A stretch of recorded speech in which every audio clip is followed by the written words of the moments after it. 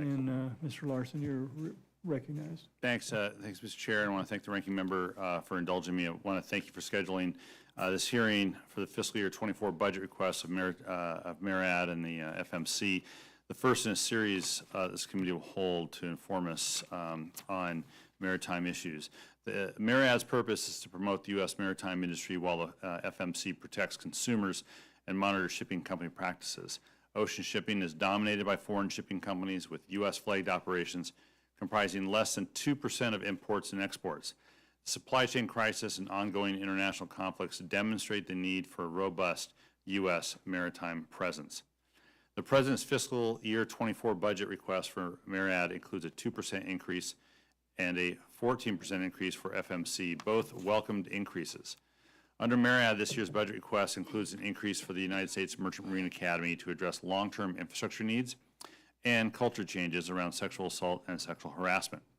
Investment in the U.S. maritime industry is long overdue, and for years we've faced a mariner shortage as the incumbent workforce ages out and industry struggles to appeal to younger Americans.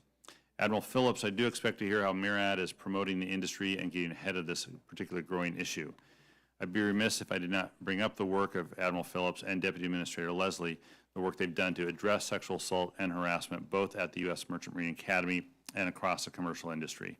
Sexual assault and harassment have no place in our society, and every mariner deserves respect and deserves to feel safe at sea. The industry will not grow if workers do not feel safe and welcome.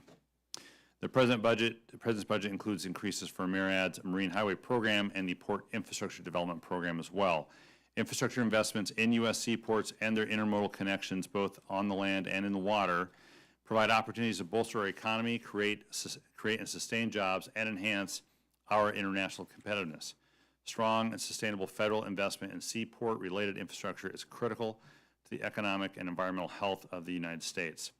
Small shipyards are vital to maintaining an industrial shipbuilding base as well and a U.S. maritime presence while providing rewarding jobs to local communities. As technology evolves and industry invests in the development of alternative fuels, programs like the Small Shipyard Grant Program will be essential in ensuring our shipyards can bring these new fuels and technology online. And despite an increase in authorized amounts, I am very disappointed the President's budget includes only $20 million for this program, which is the same as last year's budget request.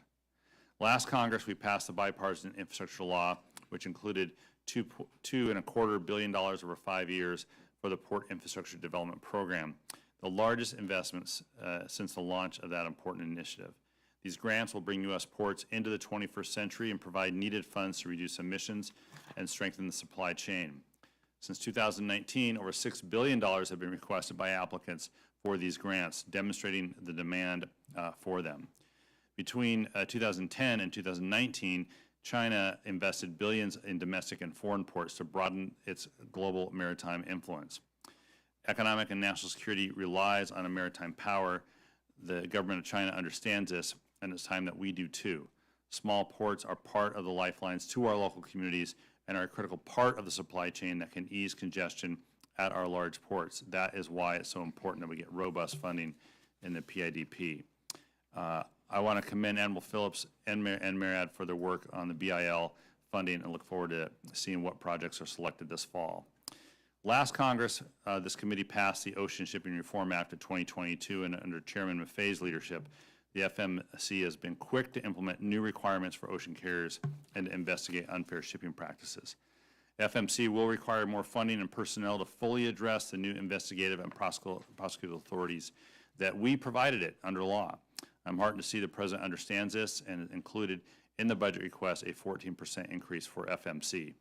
Since the passage of OSRA 2022, container prices have fallen, ships lingering offshore have dropped 30%, and FMC has improved the reporting process, leading to an increase in charge complaints from American businesses, one of which resulted in a $2 million settlement over findings that the shipping company knowingly and willfully violated the Shipping Act.